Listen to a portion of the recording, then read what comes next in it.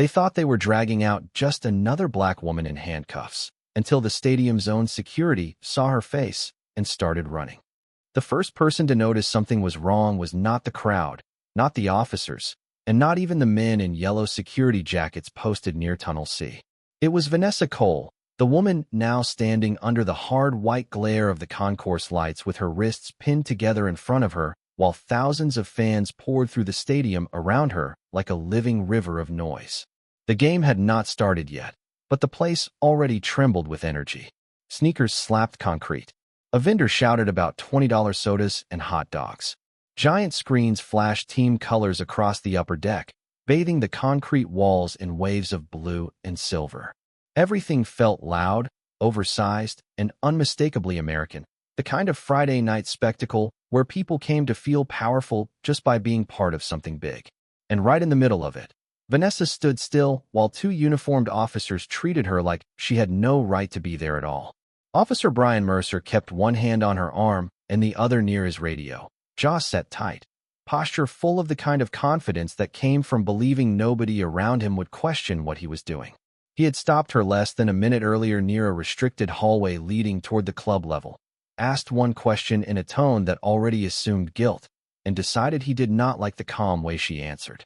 She had shown him a credential. He barely looked at it. She had told him there had been a misunderstanding. He took that as defiance. Now a half-circle of strangers watched from a safe distance, some whispering, some openly staring, a few holding up their phones just high enough to pretend they were not recording. Vanessa did not beg. She did not argue louder. She did not give the crowd the scene they seemed hungry for. She only lifted her chin slightly, eyes steady, breath controlled, and said in a voice so measured it almost disappeared beneath the roar from the seating bowl, "You need to call Stadium Command. Right now." Mercer gave a dry laugh that never reached his eyes. "Nice try," he muttered, tightening his grip just enough to make a point without leaving one. To him, she was an inconvenience in a navy blazer, a woman who had wandered too close to a place her face, in his mind, did not belong. Around them, the air smelled like spilled beer, buttered popcorn, cold metal, and rain drifting in through the open gates from the parking lots outside. A little boy in a home jersey tugged at his father's sleeve and asked what she did wrong. His father had no answer. Vanessa heard the question anyway. For the first time, something flickered behind her composed expression. Not fear, not panic, but the deep, familiar exhaustion of someone who had lived long enough to recognize exactly what kind of moment this was. Then, from 50 yards down the concourse, 3 members of the stadium security team turned at once, saw her clearly, and broke into a run. The sight of those 3 security officers running changed the air before it changed the facts. People felt it before they understood it. A moment earlier, the crowd had been leaning in with that restless hunger strangers sometimes carry when they think they are about to witness somebody else's humiliation. Now heads turned in a different direction. Conversation stumbled. A man in a foam finger lowered his phone.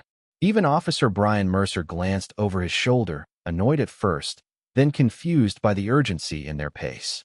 The lead officer, a tall man with a stadium operations badge clipped to his chest, moved through the concourse with the kind of authority that did not need to raise its voice.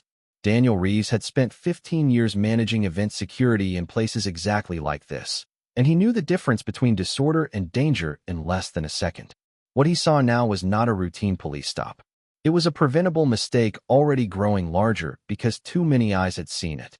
"Take those cuffs off her now," he said, not shouting, but speaking with enough force to cut through the noise from the upper bowl, where the pre-game show had just begun. Mercer stiffened. "Back up," he replied. "This is a police matter." Daniel did not move back. He moved closer. Behind him, 2 more security supervisors arrived, both wearing earpieces, both looking at Vanessa with open alarm. One of them lifted a hand to his headset and turned slightly away, listening to a voice feeding information into his ear in clipped, urgent bursts. Vanessa remained still. Her face was calm, but the set of her shoulders had changed. She was not relieved. Not yet. She was measuring who in this building actually understood what was happening. The giant screen somewhere above the concourse flashed player introductions, and a roar rolled through the stadium like distant thunder.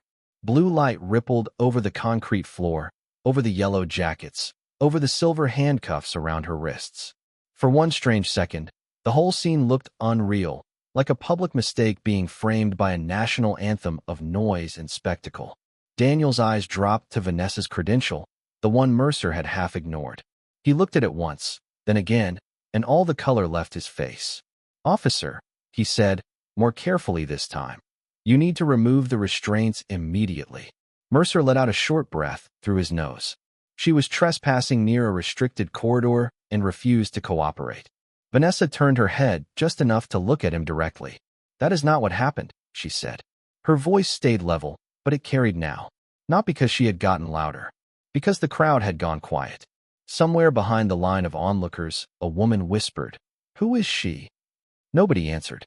Daniel pressed a hand to his earpiece. "Command has confirmed identity," he said. "And they want this corrected right now." Mercer frowned, the certainty in his expression beginning to crack. He had expected resistance from a civilian, maybe attitude from security, maybe even a supervisor protecting his turf. He had not expected the entire chain of command to shift in front of him. He had not expected the building itself to choose her side.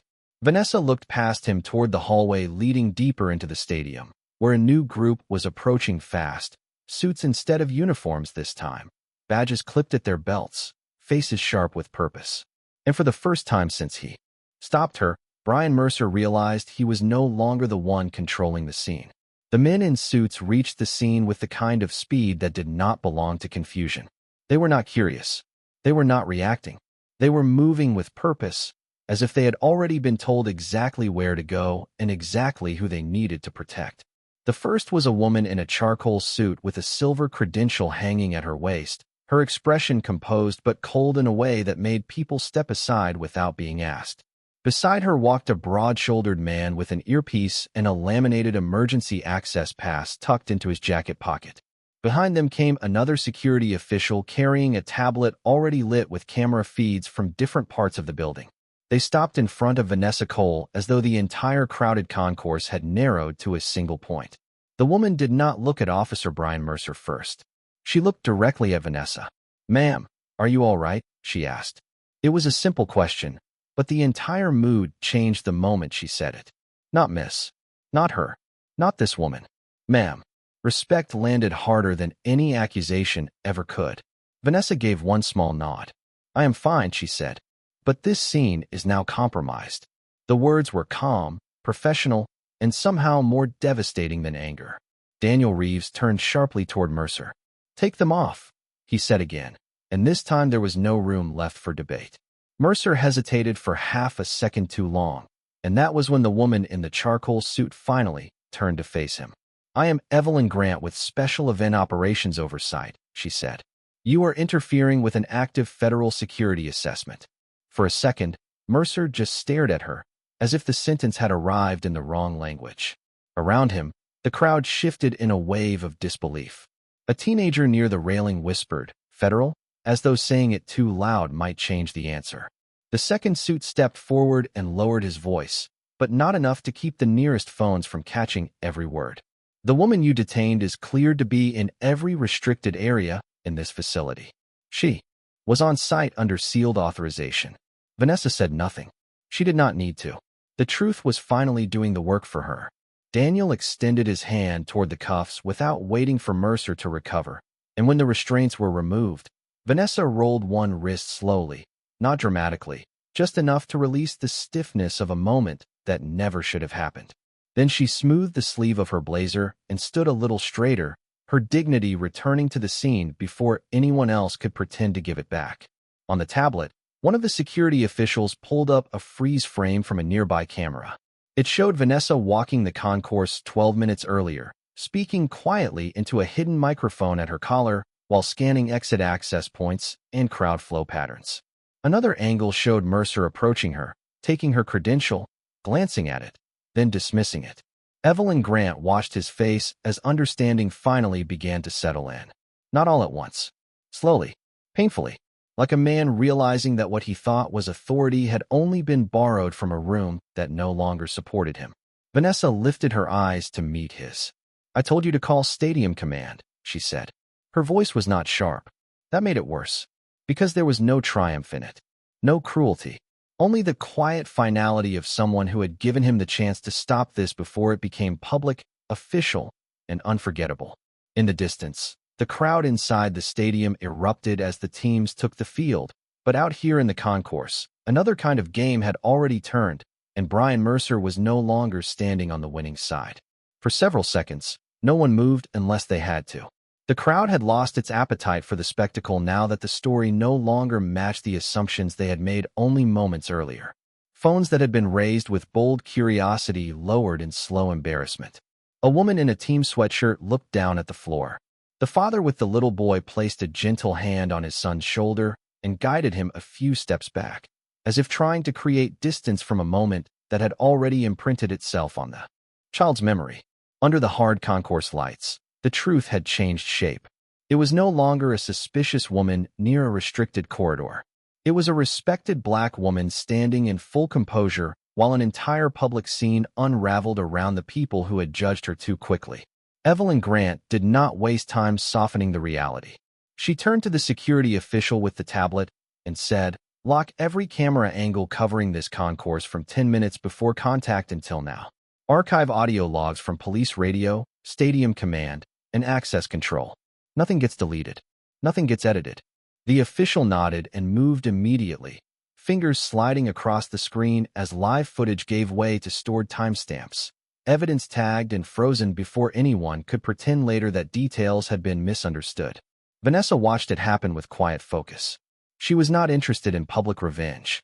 She was interested in record, procedure, and truth. That was what made the scene feel even heavier.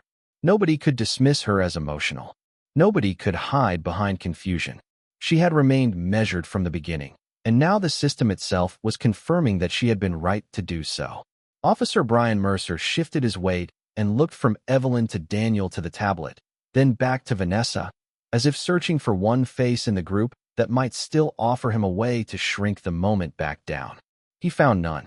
His partner, who had said almost nothing during the stop, took one step to the side and let his hands fall away from his duty belt, suddenly aware of how exposed they both looked in the center of the concourse.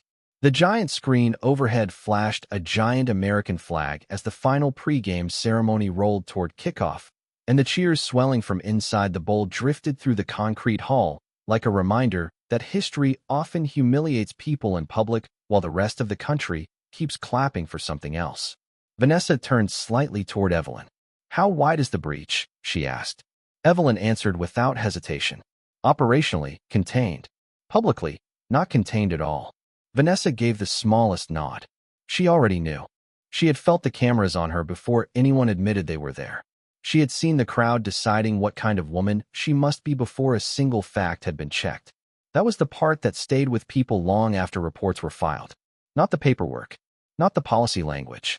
The look in strangers' eyes when they believed they had permission to see you as less. Daniel Reeves stepped closer, lowering his voice. "We can move you through service access and clear the area." Vanessa glanced around at the concourse, at the witnesses, at the phones, at Mercer's face drained now of all the easy certainty he wore earlier. Then she said, calm and unmistakable, "No, we do this where it happened." The sentence settled over everyone like a weight. Even the people who did not fully understand what she meant could hear the principle inside it. Do not hide the correction in a back hallway.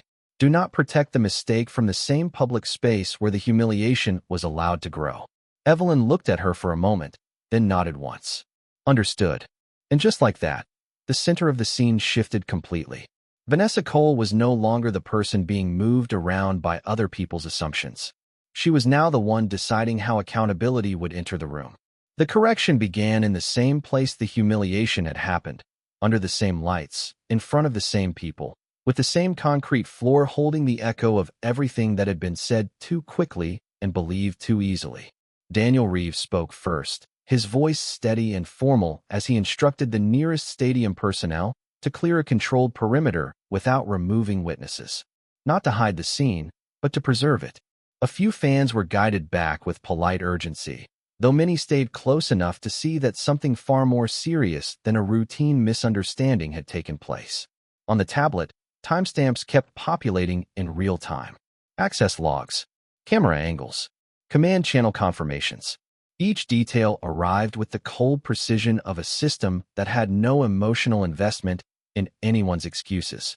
Vanessa Cole stood at the center of it all with her hands free now, blazer straightened, expression composed, as if dignity itself had simply resumed its proper place the moment the truth was allowed to breathe.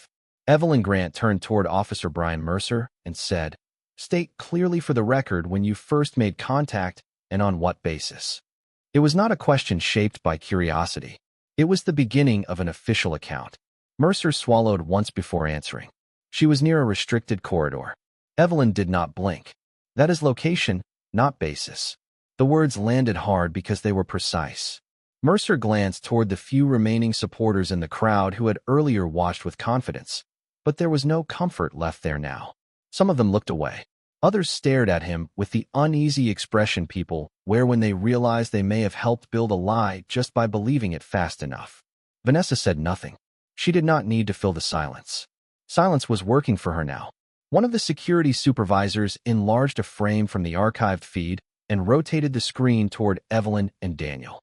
It showed Vanessa presenting her credential. It showed Mercer looking at it. It showed him handing it back without verifying it through command.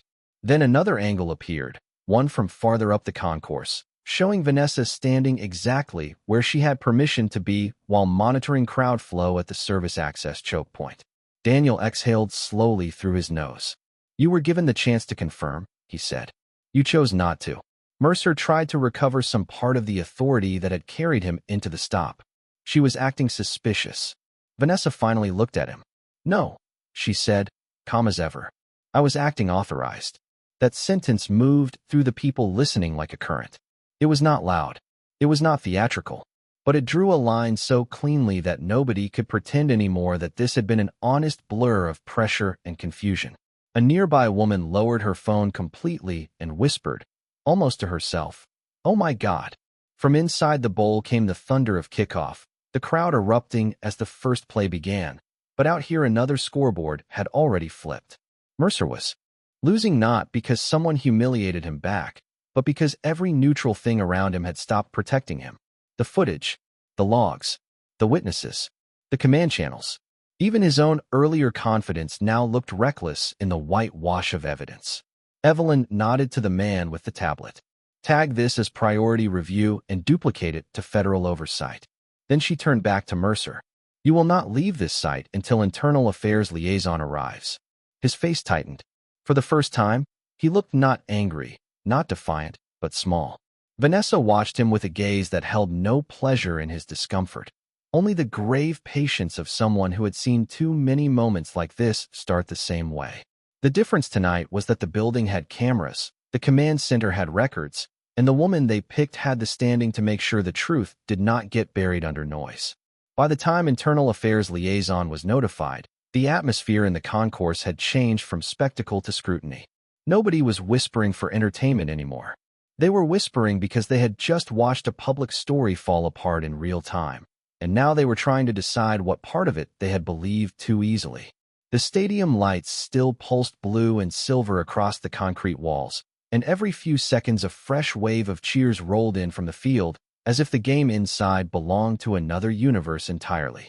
Out here, the noise felt distant, almost disrespectful, like the country had learned how to keep celebrating while someone's dignity was being tested under fluorescent light. Vanessa Cole stood near the secured camera post with the same composure she had carried from the beginning. She had not raised her voice. She had not demanded special treatment. She had only insisted that the truth be checked before assumptions were allowed to harden into action. That was what made everything around her look worse now. Daniel Reeves received a message through his earpiece and stepped aside for a moment, listening with his head slightly bowed. When he returned, his expression was tighter than before. Command completed the cross-site. "Review," he said quietly to Evelyn Grant. This was not just a stop.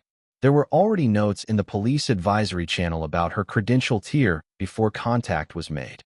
Evelyn's eyes narrowed. So he had access to more than enough information. Daniel gave one grim nod. More than enough. The words settled heavily over the scene. It was one thing to make a rushed mistake in a crowded venue. It was something very different to ignore multiple layers of confirmation and proceed anyway. Vanessa heard it all and let the silence sit. She knew better than anyone that the most revealing moment in a room was often the one after the facts arrived, when nobody could hide behind uncertainty anymore and character had nowhere left to stand except in the choices it had already made. Officer Brian Mercer looked toward the field entrance as if some interruption might rescue him from the narrowing truth, but none came. His partner remained several feet away now, face drawn, saying nothing, the distance between them more honest than any explanation either man could offer. On the tablet, the security official opened a new file folder marked with Vanessa's authorization trail. Every stamp was there, every time entry, every route approval, every command signature. She had not wandered into a place she did not belong. She had entered exactly where she had been cleared to go, at exactly the time she had been expected, as part of a discreet federal review of security readiness during one of the largest public events of the month. A man near the outer edge of the crowd let out a low breath and shook his head. "They really did this to the wrong person," he murmured. Vanessa turned slightly at that, not because the words surprised her, but because they were incomplete in the way so many public reactions were incomplete. The wrong person, as if it would have been more acceptable if she had not carried sealed authorization. As if dignity required status before people felt obligated to protect it. Her gaze moved across the faces around her, across the people who had stared, recorded, assumed, and now suddenly wanted the comfort of calling this rare. She knew better. Evelyn seemed to know it too. "Let us be clear," she said, her voice level enough for the nearest witnesses to hear. "This review was designed to test readiness, discretion, and judgment under pressure. Officer Mercer failed all three. No one challenged her. No one could. The truth was too organized now, too documented, too visible." Vanessa folded her hands in front of her and looked toward the corridor where the stop had begun. "Then the assessment is complete," she said. There was no triumph in her voice, only the weight of a woman who had just become the proof of the very danger she had been sent there to measure. The words settled over the concourse with a force that had nothing to do with volume. "The assessment is complete." It was the kind of sentence that sounded simple until people understood what it really meant. Vanessa Cole had not merely endured a public mistake. She had become the final evidence in an operation designed to expose how quickly authority could turn careless, how easily bias could hide behind procedure, and how dangerous a crowded American venue became when the wrong person decided suspicion mattered more than verification. For the first time that night, even the people who did not know her name understood that they had witnessed something bigger than one officer making one bad call. They had seen a system reveal its reflexes in front of thousands of people and dozens of cameras. Evelyn Grant stepped closer to Vanessa, lowering her voice, but not enough to hide the gravity of what came next. "Federal Review Team is requesting your immediate summary before the second quarter," she said. Vanessa gave a faint nod. "They will have it." Daniel Reeves signaled to a nearby supervisor, who cleared a narrow path through the remaining bystanders while preserving the outer ring of witnesses. Nobody protested. Nobody wanted to be the person who interrupted the truth now that it had arrived wearing credentials, archived footage, and official language. Brian Mercer stood exactly where the scene had left him, shoulders rigid, hands empty, eyes no longer moving with confidence, but with calculation, the desperate kind that appears when a man realizes every version of. His story is about to run into a wall of recorded fact. He opened his mouth once, then closed it. Whatever defense he had been building in his mind must have sounded weaker the moment he imagined it spoken aloud. Vanessa noticed the shift in him, but her attention did not linger there. Her concern was no longer whether he understood what he had done. Her concern was whether the institution around him would finally be forced to understand what it had allowed. Above them, another burst of stadium sound crashed through the concrete corridor as fans screamed over a long run on the field. The noise rolled across the concourse like weather, wild and celebratory. But here at ground level the mood remained stern, almost sacred, as if the people still watching knew they had crossed into a part of the night that would not fit neatly into sports highlights or social media clips. A security official handed Vanessa her phone and credential with both hands, an instinctive gesture of respect that did not go unnoticed. She accepted them with a quiet thank you, then slipped the credential back inside her blazer pocket. The movement was small, elegant, and final. Not a performance. A restoration. Daniel glanced toward the corridor cameras and then back to Evelyn. Media monitoring is already picking up posts from eyewitnesses, he said. Evelyn answered without emotion. Good. Let the public timeline exist beside the official one. That line sent a visible ripple through the few officers still standing nearby. Public timeline. Official timeline. No buried report. No private rewrite. No easy escape into paperwork. Vanessa looked toward Mercer one last time and spoke with the same calm clarity that had marked every word she had said since the stop began. You did not protect this venue tonight, she said. You endangered it. He did not answer. Perhaps he could not. Because in that moment, under the white lights and beneath the distant roar of a game that kept moving without mercy, the badge on his chest no longer looked like power. It looked like evidence. And Vanessa, the woman he had tried to reduce in front of strangers, now stood untouched by his assumptions, protected not only by security, but by the truth he had forced into the open. Vanessa did not leave the concourse right away. That surprised some of the people still watching, especially those who had expected the moment to end with a quiet escort through a side hallway and a polished statement released later by people in suits. But Vanessa understood something the crowd was only beginning to learn. Public harm did not become smaller just because officials preferred private correction. If humiliation had happened in the open, then accountability had to stand in the same light. Evelyn Grant received a call through her secure line and listened for several seconds, her expression unreadable as the game thundered on somewhere beyond the concrete walls. When she ended the call, she turned to Vanessa and said, "Federal Oversight wants your verbal summary now. Internal Affairs Liaison is 5 minutes out. Stadium Legal is on standby." Vanessa nodded once. "Then let us make sure the facts are clean before the lawyers touch them." Daniel Reeves gave a quiet order to one of his supervisors, and within moments a portable command table was rolled into the concourse from a nearby service office. It was an ordinary folding table, nothing dramatic, but when it was placed beneath the bright overhead lights and covered with a tablet, radio logs, camera access records, and incident notes, it transformed the entire space. The same spot where strangers had just watched a black woman be treated like a threat was now becoming an official review site in full public view. That alone changed the mood again. People were not just witnessing correction anymore. They were witnessing process. Mercer noticed it too, and whatever composure he had managed to recover drained from him a second time. He was not facing one angry supervisor or one embarrassed apology. He was facing procedure, and procedure had a way of sounding unemotional while dismantling everything a person hoped to hide. Vanessa stepped to the table and placed her recovered credential beside the tablet. The silver seal on it caught the stadium light for a brief second, enough for the nearest onlookers to see that this had never been guesswork, never been confusion, never been one of those blurry stories people tell themselves later to sleep better. Her authorization had been real from the beginning. The respect she deserved had been real from the beginning too. Evelyn looked at her and said, "For the record, please state your name and assignment." Vanessa answered in a clear, steady voice fit for a courtroom, a boardroom, or a nation that too often needed women like her to remain calm in moments that should never have demanded calm at all.